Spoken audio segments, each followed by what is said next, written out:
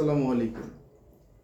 বাংলাদেশে কিছুদিন পর পর কৃত্রিম উপায়ে পণ্যের দাম বৃদ্ধি করে ব্যবসায়িকগণ একটা বড় ধরনের সুবিধা গ্রহণ করে থাকে।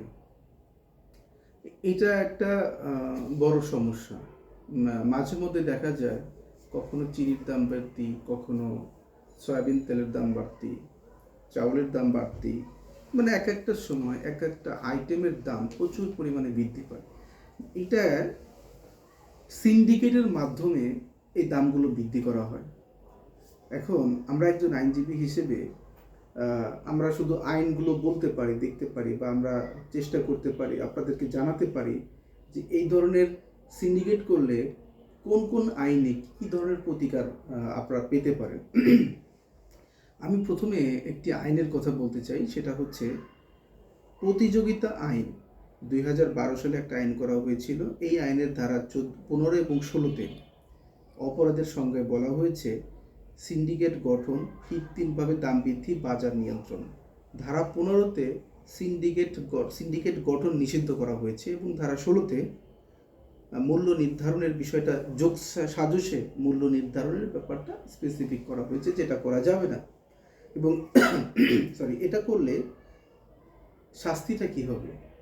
যদি কোনো প্রতিষ্ঠান এই ধরনের সিন্ডিকেট করে, তাহলে ওই প্রতিষ্ঠান তার বার্ষিক টার্নওভারের 10% জরিমানা করা যেতে পারে, এবং কোনো ব্যক্তি যদি করে তাহলে তার জন্য এই জেল, জরিমানা, অর্থদণ্ড, উভয়দণ্ড এই ধরনের থাকতে পারে, এগুলো হতে পারে।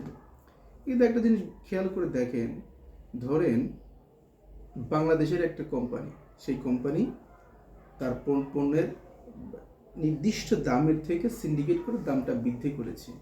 এখন ওই কোম্পানির বার্ষিক টার্নওভার 100 কোটি টাকা। এই আইনের আন্ডারে তাকে কিন্তু 10% জরিমানা করা যেতে পারে বার্ষিক টার্নওভারে। চিন্তা করা যায় কত কঠিন একটা আইন, কিন্তু তারপরও বাংলাদেশে সিন্ডিকেট হচ্ছে। আরও কিছু আইন আছে, ভোক্তা অধিকার আইন 2009 বা পরে এটা হয়েছে। এই আইনের অপরাধের সংজ্ঞায় বলা হয়েছে কৃত্রিম সংকট সৃষ্টি, অযৌক্তিকভাবে দাম বৃদ্ধি, প্রতারণামূলক ব্যবসা। এই আইনের ধারা 40 এবং ধারা 45-এ এই বিষয়গুলি স্পষ্ট করা হয়েছে।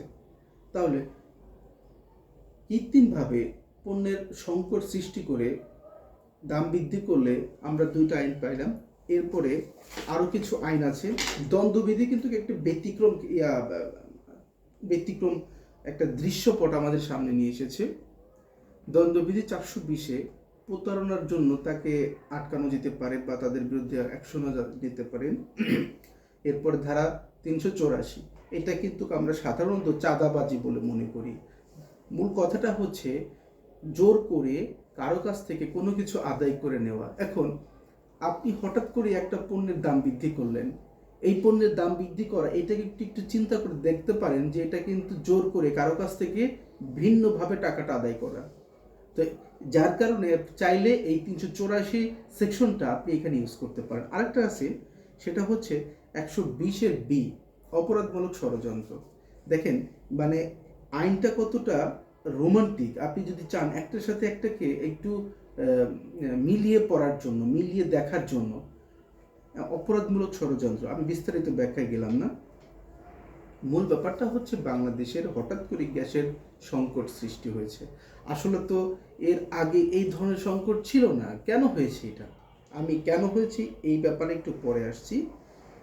এই গ্যাসটাকে নিয়ন্ত্রণ করে হচ্ছে Bangladesh energy regulatory commission, BERC. এটার একটি স্পেসিফিক আইনও আছে। এখন যদি কেউ গ্যাস বা অয়েল এর দাম বৃদ্ধি করতে পারে, কেউ দাম বৃদ্ধি করতে পারবে না এর পূর্বানুমতি কমে। দ্যাটস মিনস বার্ক সে স্পেসিফিকভাবে প্রোডাক্টের, দ্যাটস মিনস গ্যাসের দাম সিলেক্টেড করবে, ওই দামে বিক্রি হবে বাংলাদেশে। এখন কথা হচ্ছে এই আইনে কি কি ধরনের অপরাধের সংজ্ঞা বলা হয়েছে। অপরাধের সংজ্ঞাটাতে কি বলা হয়েছে? ওখানে বলা হয়েছে যে বার্কের অনুমোদন ব্যতীত গ্যাসের দাম কেউ বৃদ্ধি করতে পারবে না। আরেকটা কথা বলা হয়েছে, যদি কেউ এই ধরনের অ্যাক্টিভিটিস করে তাহলে লাইসেন্সের শর্ত ভঙ্গ করবে। একদম আমি শর্টে দুটো কথা বললাম। দেখেন শুধুমাত্র কৃত্রিম উপায়ে পণ্যের দাম বৃদ্ধি, আমি শুধু গ্যাসের কথা বললাম, এখানে আরও অন্যান্য অনেক প্রোডাক্ট আছে। 4টা স্পেসিফিক আইন আপনাদের সামনে তুলে ধরলাম: প্রতিযোগিতা আইন, ভোক্তা অধিকার আইন, দ্বন্দ্ববিধি, বাংলাদেশ এনার্জি রেগুলেটরি কমিশন।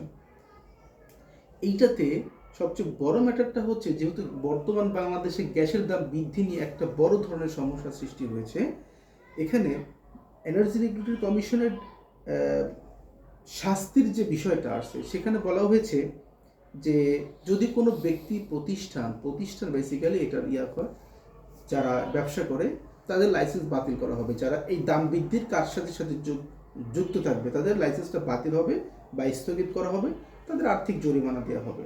একটা ভয়ঙ্কর ধরনের শাস্তি।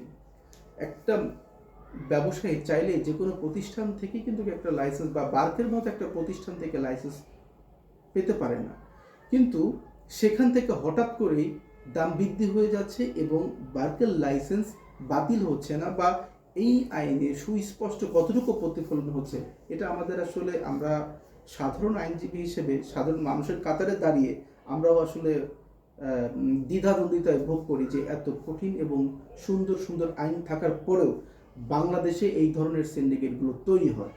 প্রিভিয়াসলি আমরা দেখেছি যে আমরা 45 টাকার চিনি আমরা 120 টাকা, 130 টাকা আমরা খেয়েছি, 140 টাকা, 150 টাকা পর্যন্ত আমরা চিনি কিনে খেয়েছি। এইটা এত দাম, হঠাৎ করে এই চিনির এত দাম কেন বাড়বে?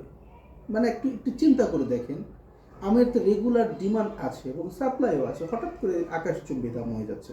এখন এইগুলো হচ্ছে সরকারের ছত্র ছায়ায় থাকার পরে একটা গুড কমিটি বলেন, বা একটা সার্কেল বলেন, বা একটা গ্রুপ অফ পার্টি বলেন, যারা এইটাকে একটা সিন্ডিকেটের মাধ্যমে করে বাজার থেকে কিছু টাকা তাদের পকেটে ঢোকানোর তৈরি করে।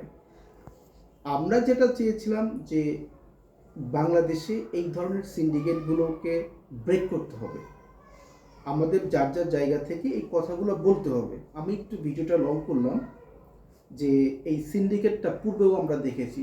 সিম্পল ম্যাটার, দেখেন আপনি সয়াবিন তেলের দাম হঠাৎ করে আমরা 200 টাকার উপর আমাদের লিটার খেতে হয়, এটা একটা মগের মূলক হয়ে গেছে।